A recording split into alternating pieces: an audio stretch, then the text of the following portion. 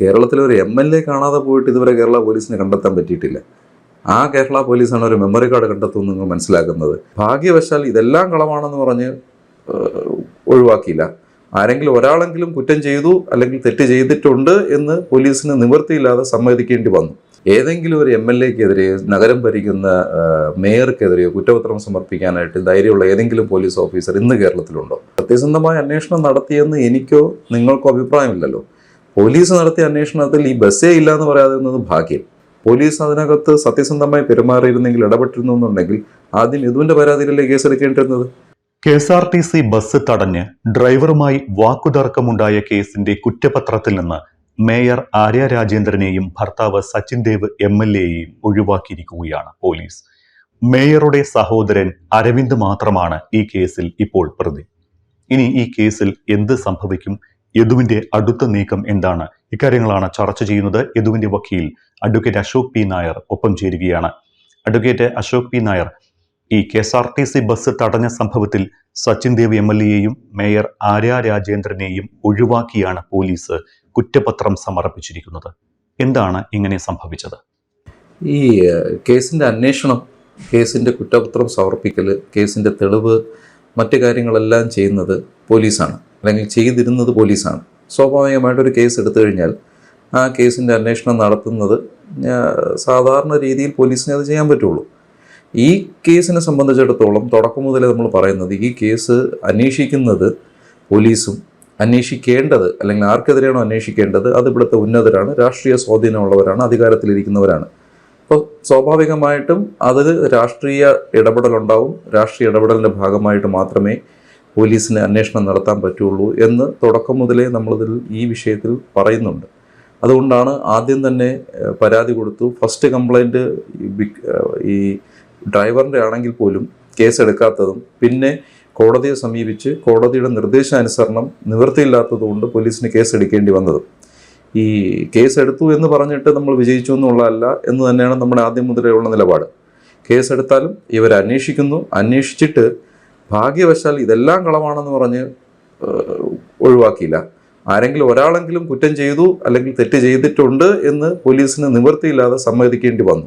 ബാക്കി ഉന്നതരെയൊക്കെ ഒഴിവാക്കി, കുടുംബത്തിലെ സ്ത്രീകളെ ഒഴിവാക്കിയിട്ടുണ്ടെങ്കിലും കേസിനകത്ത് ആരെങ്കിലും ഒരാളെങ്കിലും തെറ്റ് ചെയ്തു എന്ന് ഉള്ള രീതിയിൽ കുറ്റപത്രം സമർപ്പിക്കാനായിട്ട് പോലീസ് നിവൃത്തിയില്ലാതെ ചെയ്തതാണ്. സാധാരണഗതിയിൽ പൂർണ്ണമായി ഒഴിവാക്കേണ്ടതാണ്. പക്ഷേ നിവൃത്തികേട് കൊണ്ടും ലോകത്തെ ജനങ്ങളെല്ലാം ഇത് നേരിട്ട് TV-യിലൂടെ കണ്ടതുകൊണ്ടും മാത്രം ഒരാളെങ്കിലും ബലിയാടാക്കിയിട്ട് അതിനകത്ത് കുറ്റപത്രം സമർപ്പിക്കേണ്ടി പോലീസിന് വന്നു.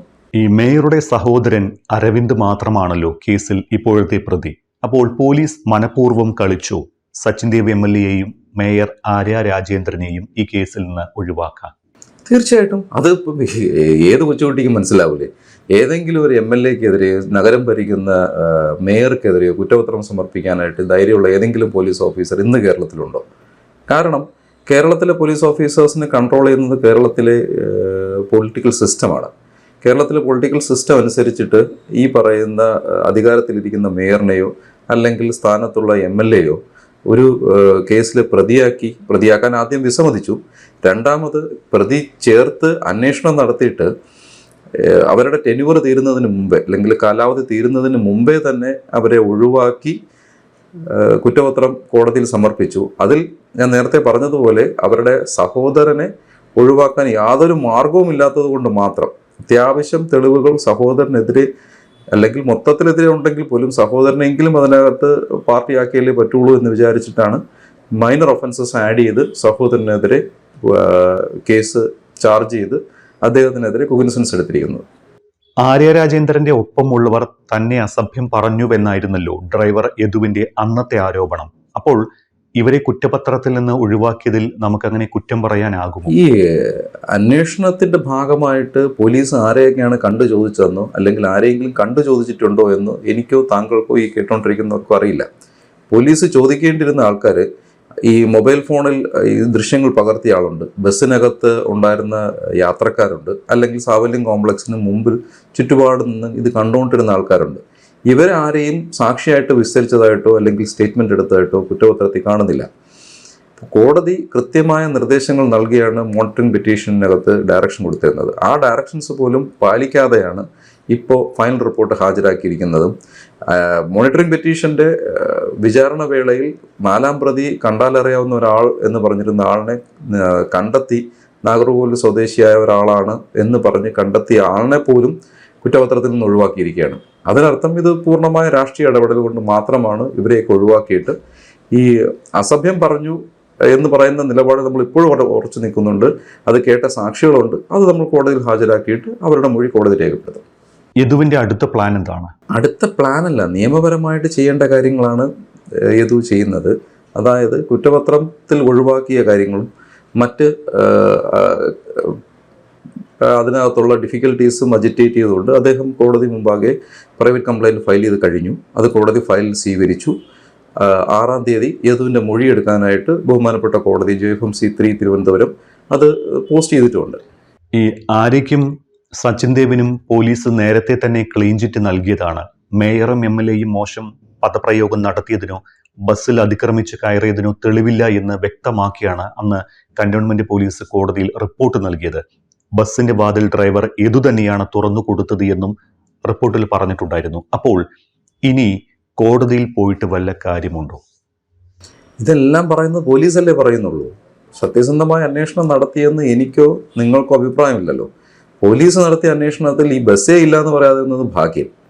പോലീസ് അന്വേഷിക്കുന്നത് ആർക്ക് വേണ്ടിയാണ്? തിരുവനന്തപുരം സിറ്റിയുടെ മേയർക്ക് വേണ്ടിയും കേരളത്തിലെ MLAയ്ക്കും വേണ്ടിയാണ് അന്വേഷിക്കുന്നത്. അല്ലാതെ ഈ ഒരു സാധാരണക്കാരനായ ഡ്രൈവർക്ക് വേണ്ടിയോ സാധാരണക്കാരനെ റെപ്രസെൻ്റ് ചെയ്യുന്ന യദുവിന് വേണ്ടിയോ അല്ല. അന്വേഷണം എപ്പോഴും ഒരു സൈഡിൽ ബയാസ്ഡ് ആയിരുന്നു എന്നും ബയാസ്ഡ് ആണെന്നും പറഞ്ഞിട്ടാണ് നമ്മൾ ആദ്യം മുതലേ ഈ കേസിൻ്റെ പിന്നാലെ നിൽക്കുന്നതും കോടതിയിൽ 2 പ്രാവശ്യം മോണിറ്റർ ചെയ്യാനായിട്ട്, അത് അന്വേഷണം കോടതിയുടെ നേതൃത്വത്തിൽ നടത്തണമെന്ന് ഹർജിയുമായിട്ട് മുമ്പോട്ട് വന്നതും അതിന് നമുക്ക് അനുകൂലമായിട്ട് കോടതി ഉത്തരവ് തന്ന് 5 കണ്ടീഷൻസോടുകൂടി അന്വേഷിക്കാൻ പറഞ്ഞത്. അതിനെല്ലാം അട്ടിമറിച്ചുകൊണ്ടാണ് രാഷ്ട്രീയ സ്വാധീനത്തിൻ്റെ ബേസ് ചെയ്ത് മാത്രമായിട്ടാണ് ഇപ്പോൾ ഈ കേസിനകത്ത് ഇത്തരത്തിലുള്ള കണ്ടെത്തലുകൾ അല്ലെങ്കിൽ അവർ കുറ്റക്കാർ അല്ല എന്ന രീതിയിൽ കണ്ടെത്താൻ പറ്റുന്നില്ല, കുറ്റക്കാരാണ് എന്നുള്ള രീതിയിൽ കണ്ടെത്താൻ പറ്റുന്നില്ല എന്ന രീതിയിലുള്ള ഫൈനൽ റിപ്പോർട്ട് കോടതിയിൽ സബ്മിറ്റ് ചെയ്തിരിക്കുന്നു.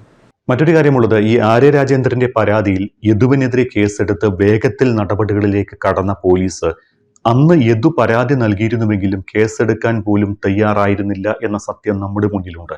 പിന്നീട് കോടതിയെ സമീപിച്ചതോടെയാണല്ലോ മേയർക്കും ഭർത്താവ് സച്ചിൻ ദേവ് MLAയ്ക്കുമെതിരെ കേസെടുത്തത്. അതേപോലെ ഇനിയും കോടതിയിൽ പോയാൽ എന്തെങ്കിലും നിർണായകമായ നീക്കങ്ങൾ ഉണ്ടാകാനുള്ള സാധ്യതയുണ്ടോ ഈ ഒരു കേസിൽ? നമുക്ക് അല്ലെങ്കിൽ സാധാരണക്കാരനായ ഒരു ജനത്തിന് ഇവിടെ സമീപിക്കാൻ പറ്റുന്ന അല്ലെങ്കിൽ വിശ്വസിക്കാൻ പറ്റുന്ന ഒരേ ഒരു സിസ്റ്റം ജുഡീഷ്യൽ സിസ്റ്റം മാത്രമേ ഉള്ളൂ. കേരളത്തിൻ്റെ ഇങ്ങേയറ്റമുള്ള ആൾക്കാർ കഴിഞ്ഞ 10 വർഷമായിട്ട് പലതരത്തിലുള്ള പരാതികളുമായി പോലീസ് സ്റ്റേഷനെ സമീപിക്കുന്നുണ്ട്. ഈ സാധാരണക്കാരൻ്റെ സുപ്രീം കോടതി, ഹൈക്കോടതിയും ജില്ലാ കോടതിയെല്ലാം പോലീസ് സ്റ്റേഷനാണെന്ന് ഏതോ സിനിമയിൽ പറഞ്ഞതുപോലെ ഈ പറയുന്ന ആൾക്കാർക്കോ അല്ലെങ്കിൽ ഞങ്ങൾക്കോ എന്ത് ബുദ്ധിമുട്ടുണ്ടെങ്കിൽ ആദ്യം നമ്മൾ പോലീസ് സ്റ്റേഷനിലാണ് പോവുക. ഈ പോലീസ് സ്റ്റേഷൻ ഫുള്ളി ബയാസ്ഡ് ആയിട്ട് ഒരു രാഷ്ട്രീയ വലയത്തിൻ്റെ അല്ലെങ്കിൽ രാഷ്ട്രീയ മുഖം നോക്കിയാണ് ജോലി ചെയ്യുന്നതെന്നുണ്ടെങ്കിൽ ജനങ്ങൾക്ക് ഇവിടെ ജീവിക്കാൻ പറ്റില്ല. ആ ഒരു സത്യസന്ധമായ അവസ്ഥയാണ് ഈ കേസിനകത്തൂടെ പൂർണ്ണമായ ജനങ്ങൾക്ക് മനസ്സിലാവുന്നത്. 10:30 ഒരു മനുഷ്യൻ ആദ്യമായി ഒരു സർക്കാർ ഉദ്യോഗസ്ഥനായിരുന്ന മനുഷ്യന് പരാതി കൊടുക്കുന്നു. ആ 10:30 സർക്കാർ ഉദ്യോഗസ്ഥൻ്റെ പരാതി മാറ്റിവെച്ചിട്ട് ശേഷം വരുന്ന പരാതിയുടെ പുറത്ത് കേസെടുക്കുന്നു. അപ്പോൾ എവിടെയാണ് അത് നീതി നടപ്പാക്കുക? പോലീസ് അതിനകത്ത് സത്യസന്ധമായി പെരുമാറിയിരുന്നെങ്കിൽ, ഇടപെട്ടിരുന്നു എന്നുണ്ടെങ്കിൽ ആദ്യം യദുവിൻ്റെ പരാതിയിലല്ലേ കേസെടുക്കേണ്ടിരുന്നത്? പൂർണ്ണമായ ആ സംവിധാനത്തെ അട്ടിമറിക്കുന്നത് രാഷ്ട്രീയമല്ലേ? അപ്പോൾ ഈ ഫോഴ്സിനെ അല്ലെങ്കിൽ സ്വതന്ത്രമായി നിലനിർത്തേണ്ട ഫോഴ്സിനെ രാഷ്ട്രീയത്തിൽ നിന്നും, അത് ഏത് സംഘടന ആയിക്കൊണ്ടോട്ടെ, രാഷ്ട്രീയത്തിൽ നിന്നും വിട്ടില്ല എന്നുണ്ടെങ്കിൽ ജനങ്ങൾക്ക് ഇവിടെ നീതി ലഭിക്കുന്നത് വളരെ ബുദ്ധിമുട്ടായി മാറും. ഈ സംഭവങ്ങളുടെ എല്ലാം ദൃശ്യങ്ങൾ പതിഞ്ഞ KSRTC ബസ്സിലെ ക്യാമറയുടെ മെമ്മറി കാർഡ് കാണാതായ കേസിൽ അന്വേഷണം ഇതുവരെ എങ്ങും എത്തിയിട്ട് പോലുമില്ല. അതിനിടെ ഈ തെരഞ്ഞെടുപ്പ് കാലത്ത് തന്നെ ഇങ്ങനെയൊരു റിപ്പോർട്ട് വന്നതിൽ അസ്വാഭാവികത സംശയിക്കണം. മറിച്ച് കേരളത്തിലെ ഒരു MLA കാണാതെ പോയിട്ട് ഇതുവരെ കേരള പോലീസിനെ കണ്ടെത്താൻ പറ്റിയിട്ടില്ല. ആ കേരള പോലീസാണ് ഒരു മെമ്മറി കാർഡ് കണ്ടെത്തുമെന്ന് നിങ്ങൾ മനസ്സിലാക്കുന്നത്. പക്ഷേ അതേസമയം ചെറിയ ചെറിയ കാര്യങ്ങൾ, ഒരു വളരെ നിസ്സാരമായ ഒഫൻസുകൾ ചെയ്യുന്ന ആൾക്കാർ രാത്രിയായിട്ട് പിടിക്കുന്നു, അല്ലെങ്കിൽ വലിയ കുറ്റകൃത്യം ചെയ്ത് ചെറിയ ആൾക്കാരെ മിനിറ്റുകൾക്കകം പിടിക്കുന്നു. എന്നിട്ട് ഇപ്പോൾ കേരള പോലീസിൻ്റെ തോളിലൊരു പൊൻതൂവൽ അല്ലെങ്കിൽ തലയിലൊരു പൊൻതൂവൽ എന്ന് തലക്കെട്ടോടുകൂടി ഹാഷ്ടാഗുകൾ വരുന്നു.